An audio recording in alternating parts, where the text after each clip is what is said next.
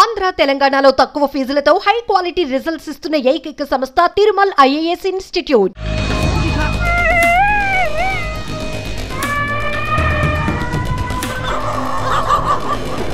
కుక్కలు అరిచినప్పుడు ఊరికి ఏదో కీడు జరుగుతుందంటారు మన పెద్దలు.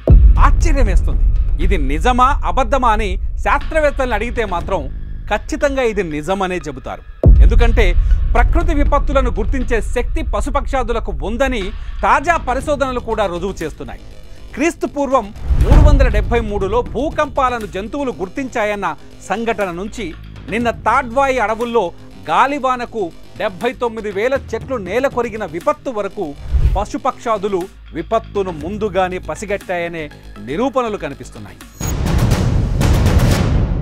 2024 ఆగస్టు 31న తాడ్వాయి మేడారం అడవుల్లో ప్రకృతి బీభత్సాన్ని సృష్టించింది. 500 ఎకరాల విస్తీర్ణంలో 79,000 చెట్లు నేలకూలాయి.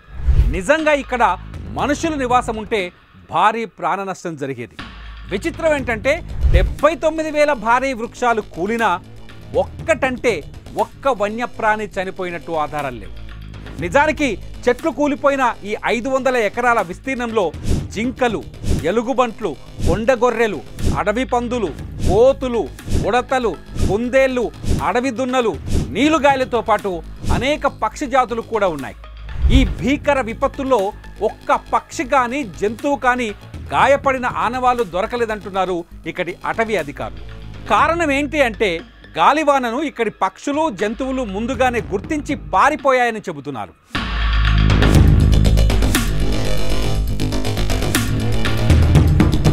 ప్రకృతి విపత్తులు జరగబోయే ప్రాంతాల నుంచి పక్షులు జంతువులు ముందుగానే పారిపోవటం ఇప్పుడు కొత్తేమీ కాదు. 2004లో ఇండోనేషియా సముద్ర గర్భంలో వచ్చిన సునామీ 12 దేశాల్లో 2,25,000 మందిని పొట్టనబెట్టుకుంది.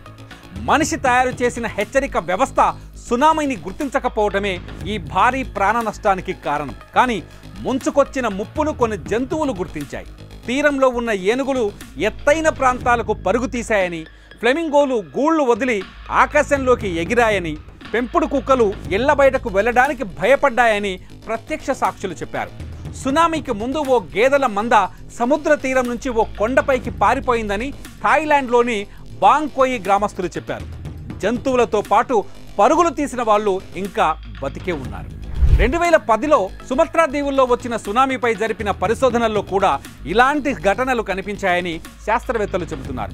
మెంటాయి దీవుల్లో 500 మంది చనిపోయారు. కానీ ఇక్కడ ఏనుగులతో పాటు మరికొన్ని జంతువులు సునామీని ముందుగానే గుర్తించి తీరం నుంచి పారిపోయాయని చెబుతున్నారు. ప్రకృతి విపత్తులను పశుపక్షాదులు ముందుగానే గుర్తిస్తాయనే సంగతిని క్రీస్తు పూర్వం 373లోనే గ్రీకు చరిత్రకారుడు తుసిడైడిస్ రికార్డ్ చేశారు. 1805లో నేపుల్స్ భూకంపానికి ముందు ఎద్దులు, గొర్రెలు, కుక్కలు, బాతులు అక్కడి జనాన్ని అప్రమత్తం చేశాయని గుర్తించారు.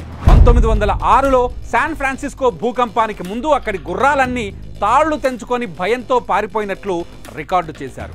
ముఖ్యంగా భూమికి దగ్గరగా ఉండే జంతువులు ప్రకృతిలోని మార్పులను వేగంగా పసిగడతాయని శాస్త్రవేత్తలు బలంగా విశ్వసిస్తున్నారు.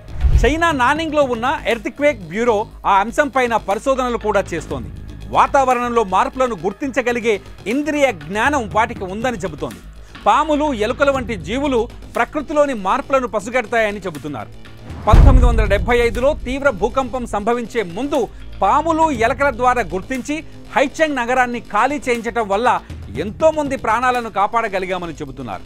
జర్మనీలోని Max Planck Institute of Animal Behaviour పరిశోధన సంస్థ ప్రకృతి వైపరీత్యాలను జంతువులు ఎలా పసిగడతాయన్న విషయంపై ఓ పరిశోధన చేసింది. బయోలాగింగ్ సిస్టమ్ ద్వారా ఇటలీలో భూకంపాలు వచ్చే ప్రాంతంలో పశువుల పాకల్లో ఉన్న జంతువుల కదలికలు రికార్డ్ చేశారు. జంతువులకు చిప్స్ అటాచ్ చేసి కాలర్స్ పెట్టారు.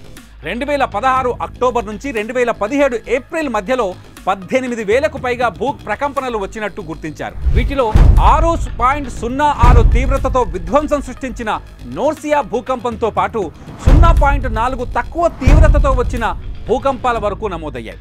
భూకంపం రావడానికి 20 గంటల ముందే పాకల్లో ఉన్న పశువుల ప్రవర్తనల్లో మార్పులను గమనించారు. జంతువులు ముందే హెచ్చరించగలిగే ప్రకృతి విపత్తుల్లో కేవలం భూకంపాలు మాత్రమే లేవు. భూమిపైన సంభవించే మిగతా విపత్తులను కూడా పశుపక్షాలు ముందుగానే గుర్తిస్తాయని చెప్పడానికి ఎన్నో పరిశోధనలు రుజువులను కనిపెడుతున్నాయి. ఉమ్మడి వరంగల్ జిల్లా తాడ్వాయి మేడారం అడవుల్లో నిన్నటి విపత్తు కూడా పక్షులు జంతువులు ముందుగానే గుర్తించాయన్నది నిజమంటున్నారు పరిశోధకులు.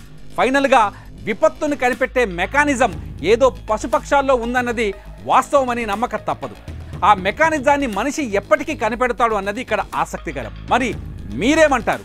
మీ లైఫ్లో ఇలాంటి విచిత్ర సంఘటనలు ఏమైనా ఉన్నాయా? ఉంటే ఈ వీడియో కింద కామెంట్ చేయండి.